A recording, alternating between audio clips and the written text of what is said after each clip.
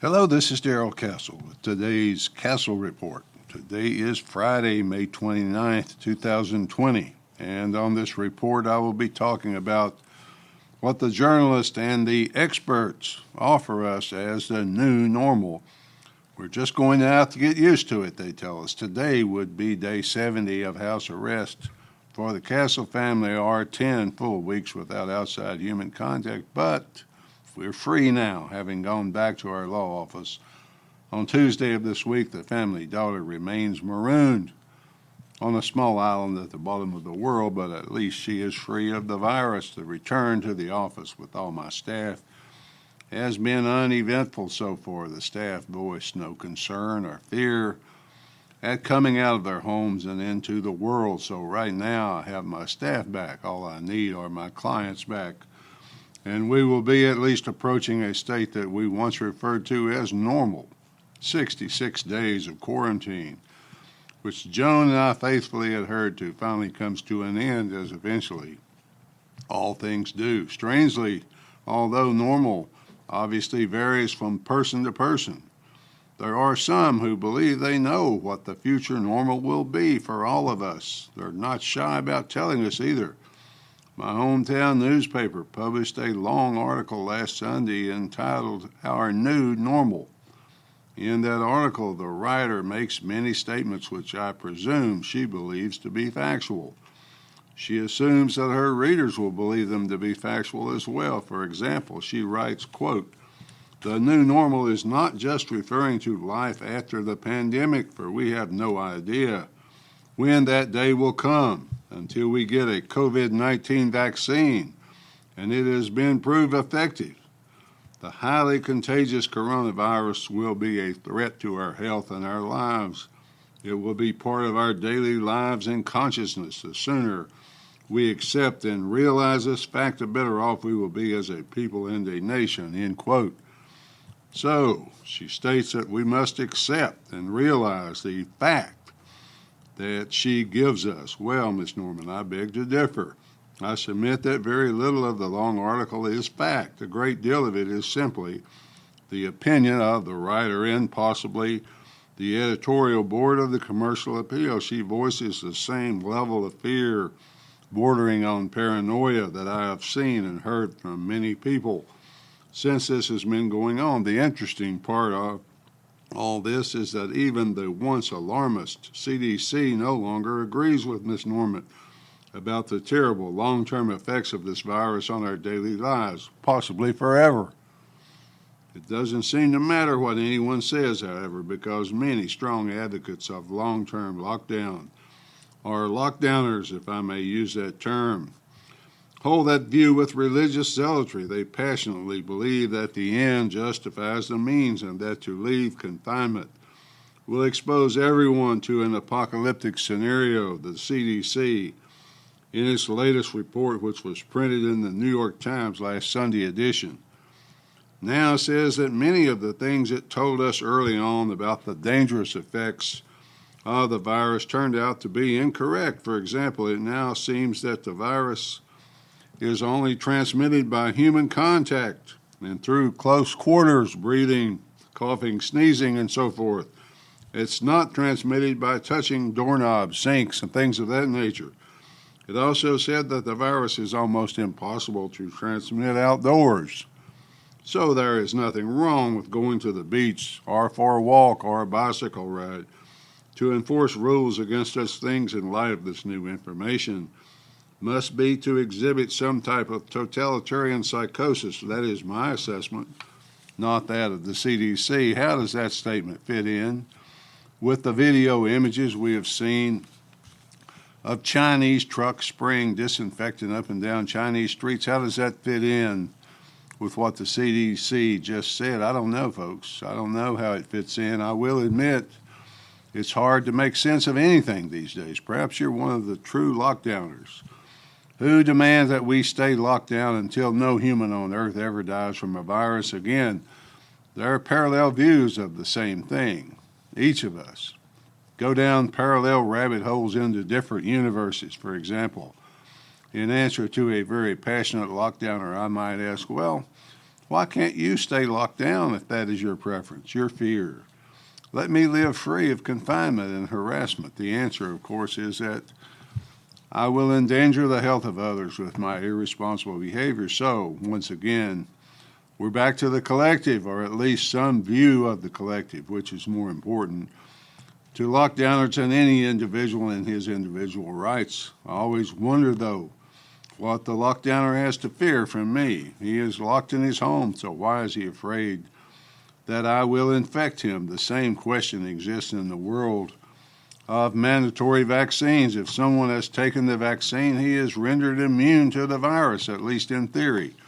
So why would he fear someone who is not vaccinated? I don't know any logical answer to these questions except possibly some type of herd programming. The CDC also reassessed its estimate of mortality. Guess what?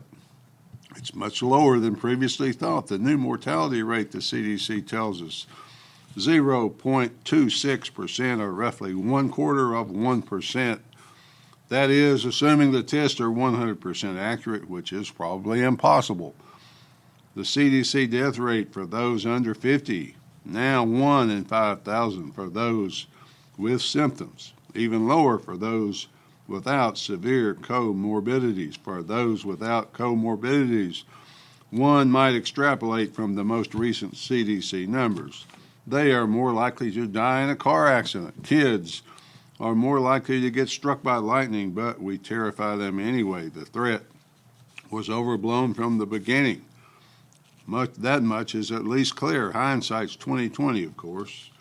I know we all understand it was foggy. It was scary out there. The question now is, why do some of those in authority, elected and bureaucratic, insist on trampling the rights of free people when they can no longer justify it? I was told to quarantine my law office for 2 weeks to flatten the curve. I remember Dr. Fauci holding up a sign that said 17 days to flatten the curve while we were in quarantine. The goalpost kept moving every time we got close and about to score. We had another few yards to go. 2 weeks of quarantine morphed into 3 months and counting.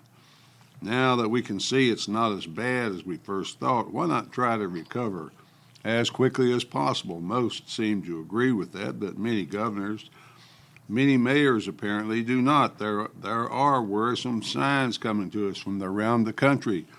Some governors are requiring small businesses, especially restaurants, to collect personal information from their customers.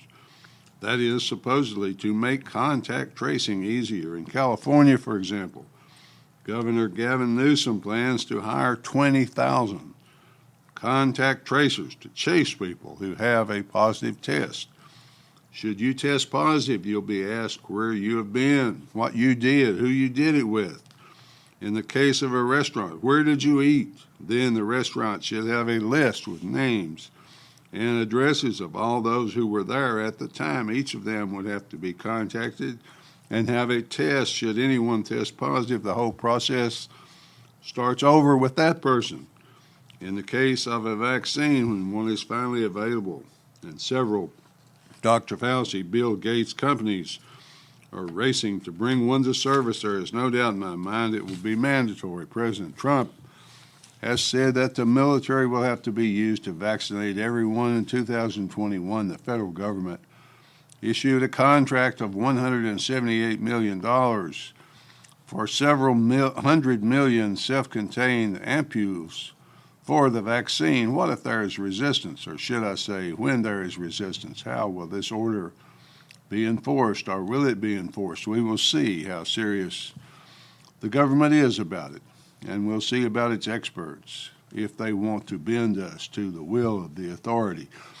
Back to the commercial appeal for a moment. We're told what our new normal is to be, at least until there's a vaccine that is proven effective. Wear a mask in public, they tell us, at all times. Thoroughly wash your hands. Use hand sanitizer. Wash all surfaces often with disinfectant. We might as well accept the wearing of a mask as the new normal, according to the commercial appeal. I suppose that is the case, even though new evidence reveals much of it to be false. No more handshakes, even in church. certainly no hugs and kisses. And as respected immunologist Dr. Anthony Fauci says, quote, we can all forget about shaking hands. That's what the commercial appeal is telling me my future looks like. But that quote from Dr. Fauci deserves some kind of explanation. The quote, the commercial appeal should have explained by saying respected immunologist Dr. Anthony Fauci, who has a financial stake in several vaccine companies and who stands to profit quite handsomely by suppressing all treatments not based on vaccines, says we can forget about shaking hands, folks. The rest of the new normal will be changes at the office, at church, and other places. Miss Lynn Norman, who wrote this piece, may not mind having her life turned upside down until Dr. Fauci and Bill Gates have their vaccine, but I do mind. Something tells me that I'm not the only one who does not intend to accept the new normal, especially in light of the CDC's most recent report. If that were all, folks, it would be plenty, but it gets worse. Another article dated Wednesday, May 27, 2020, in the same commercial appeal tells us that a November, quote, surge is predicted. These articles talk once again about the huge overflow hospital available for COVID patients. I have no doubt that cases will return to us in late fall and winter as people come indoors and vitamin D levels fall. That result is perfectly normal for even cold and flu season, so why not for COVID-19? I would hate to have people close to me live in this kind of fear just because of mistakes and rumors. Why? Disrupt our lives and our ability to earn a living, not to mention daily pleasures of living just because someone tells us to. Life is short. It gets shorter each day. It's not something to waste in an unnecessary lockdown. There is the certainty of eventual death, the very remote possibility of death from the virus. There is the very real possibility of economic death if we don't get the workplace functioning again. Look at the new evidence with its reduced mortality, its questions regarding whether masks help or whether they damage, whether social distancing ever helped anything or whether it made things worse, and the virtual certainty that the lockdown destroyed more than it saved. I wonder, why don't reporters ever investigate these questions and report their findings early, before the damage is done? Maybe it's because what we now call journalists aren't really reporters anymore. People tend to work on problems in which the answer is already clear to them. In other words, the simple, already solved problems get all the attention. That stunts the reporter's intellectual growth. Avoiding problems that seemingly can't be solved also limits growth because people become increasingly unaware of what they don't know. Science, that is all the rage now, is about knowing. The first step to knowing is finding out what you don't know. When we become aware of our insufficient knowledge or skill, then possible solutions can start to suggest themselves. Otherwise, we're handicapped and stuck in our own world of politics and agenda forever. Finally, folks, in the words of Paul Craig Roberts, as you age, you watch your world disappear to serve the present-day agenda. At least that's the way I see it. Until next time, folks, this is Darrell Castle. Thanks for listening.